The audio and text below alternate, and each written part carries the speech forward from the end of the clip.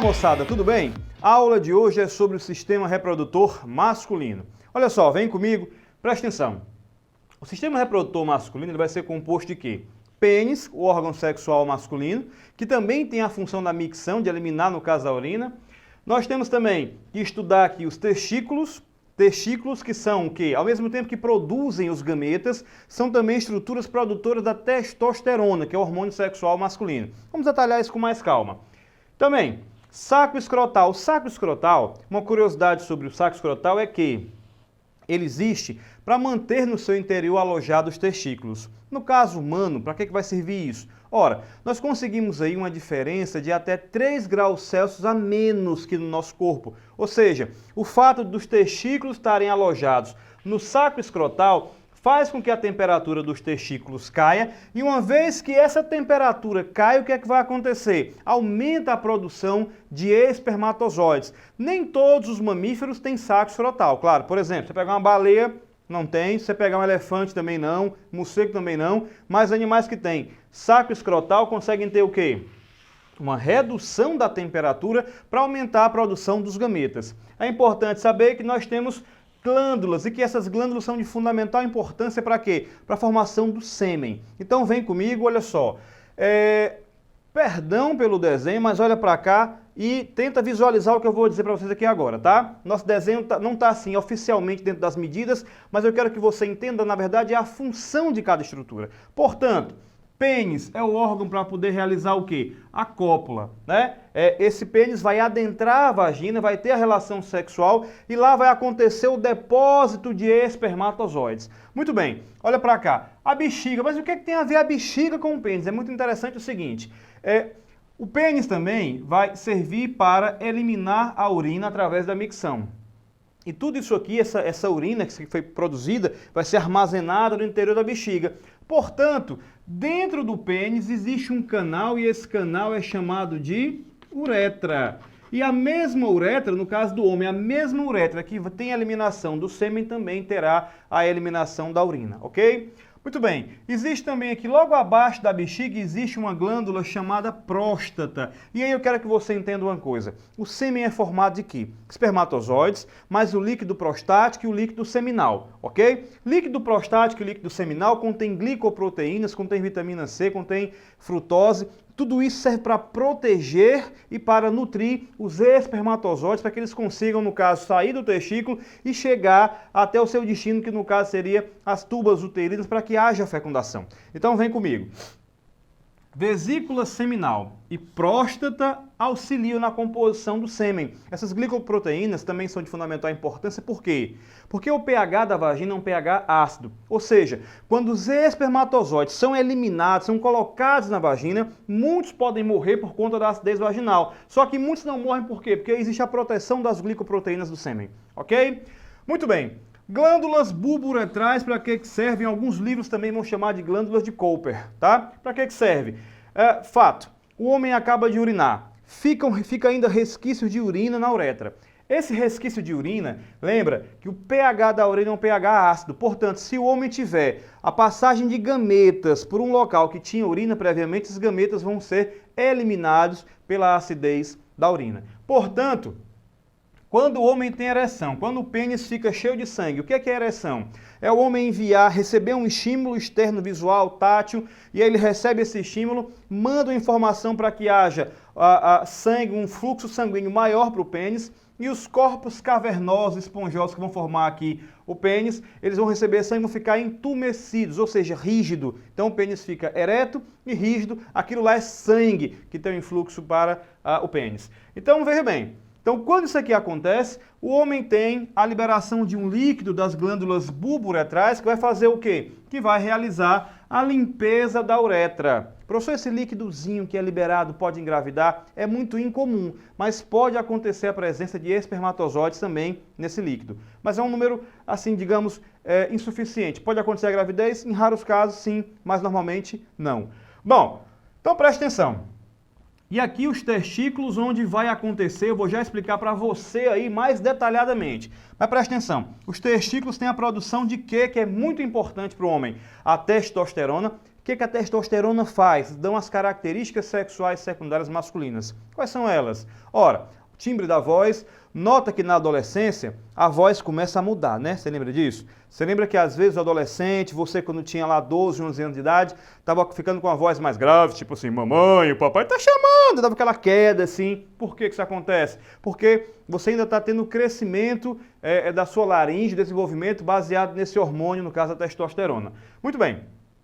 Saco escrotal protege. Uma coisa interessante, nos dias frios, o que é que acontece com o saco escrotal? Ele contrai para que o testículo busque calor no corpo. Nos dias mais quentes, ele vai descer um pouquinho para sair de perto do corpo e não ter tanto calor para ele. Ok? Moçada, veja bem, quando o homem está tendo relação sexual, está em atividade sexual, ele primeiramente, antes da ejaculação, tem uma fase chamada de emissão, ou seja, é a fase de formação interna do sêmen. E aí o que é que vai acontecer? A junção do líquido seminal com a junção do líquido prostático e os espermatozoides. Os espermatozoides ficam armazenados no testículo? Não, eles são produzidos nos testículos, mas aí vai acontecer o armazenamento de espermatozoides aqui, nessa regiãozinha que está aqui em cima, e essa regiãozinha, vou escrever aqui para você, se chama epidídimo, ok? Epidídimo, essa regiãozinha que vai ficar em cima dos testículos, armazenando os espermatozoides, que na hora em que acontece a fase da emissão, que o homem está próximo à ejaculação, eles são sugados aqui por movimentos peristálticos, né? Os espermatozoides se juntam, mais uma vez, vou lembrando, com o líquido seminal, com o líquido prostático, forma o sêmen e aí vai acontecer a ejaculação, que no caso seria a emissão desse líquido aqui no canal vaginal para que haja o processo de reprodução. Ok? Então, entenda mais uma coisa importantíssima. O homem, quando está excitado, o homem, quando está em relação sexual, graças ao Criador, ele tem dificuldade de micção. Tá? Ele está com ereção, ele tem todo o processo, mas na hora, graças a Deus, ele tem o quê? A dificuldade imensa, quase que a impossibilidade de urinar, e isso seria um acidente. Seria cômico se não fosse trágico, né? O cara no meio da relação sexual, fiz xixi, imagina. Mas além do constrangimento, além da processo que vai acontecer de constrangimento do cidadão, ainda aconteceria o quê? Os gametas masculinos morreriam devido à acidez. Então o que acontece? A próstata, ela promove uma espécie de contração aqui dessa região, desse conduto que traz a urina da bexiga, ok? E aí o homem não consegue ter ereção. Note que muitas vezes, quando o homem acorda, você, homem que está me assistindo aí agora, sabe que, vez por outra, o homem pode acordar, né, com uma excitação, pode ter tido algum sonho, ou a fricção lá, no caso, na cama, onde é que você estava deitado, e aí acorda com ereção e vai tentar urinar. Eu pergunto, é fácil ou difícil urinar nesse momento? Claro, claro que é difícil. Por quê? Porque você tem esse fechamento por parte da próstata para evitar que o corpo entende que a ereção é um pressuposto da relação sexual, então ele evita que haja a chegada de urina na tua uretra. Mas agora eu quero detalhar com você o que acontece dentro do testículo. Se liga, olha só. Então vem comigo e entende isso aqui, olha só. Aqui no caso nós temos o testículo visto aqui em corte. Aqui dentro você vai ter os túbulos seminíferos. Aqui no caso são pequenos túbulos, ok? Que a gente vai chamar de túbulos seminíferos. E nesses túbulos seminíferos é o local que vai acontecer a produção dos espermatozoides. Então, olha só, nos túbulos seminíferos, esses espermatozoides são produzidos de onde? Da área externa para a área mais interna, para aquilo que a gente vai chamar de luz do túbulo. Ok? Então, aqui está acontecendo o processo que a gente vai chamar de espermatogênese, ou seja, está acontecendo a divisão meiótica que vai levar à produção dos espermatozoides. Existe uma diferença básica entre homens e mulheres aqui, eu quero que você entenda agora, nesse momento. Preste atenção, quando as mulheres nascem, as mulheres já nascem com todos os seus óvulos pré-formados, ok? Passando a desenvolvê-los somente após a puberdade, porque vai ter início dos hormônios gonadotróficos, né? O início da produção deles. No caso do homem, ele já vai produzir o quê? Espermatozoides durante a vida inteira. Ele não nasce com nenhum pronto, vai começar a produzir a puberdade também por ação dos hormônios gonadotróficos, mas a produção é contínua, ok? Portanto, essa é uma grande diferença entre homem e mulher. Agora vem comigo, presta bem atenção. À medida que esses espermatozoides, eu vou usar essa sigla aqui, tá, para diminuir, à medida que esses espermatozoides são produzidos, e aí, à medida que forem produzidos, são armazenados aqui no epidídimo para que haja o quê? Uma ejaculação durante a relação sexual, ok? Entenda, portanto, a espermatogênese acontece no interior dos chamados túbulos seminíferos. Ok, professor, mas o que é, no caso, o que é que são essas chamadas células intersticiais? As células intersticiais, em alguns livros também chamadas de células de Leydig, são aquelas células que irão produzir quem? Que irão produzir a testosterona.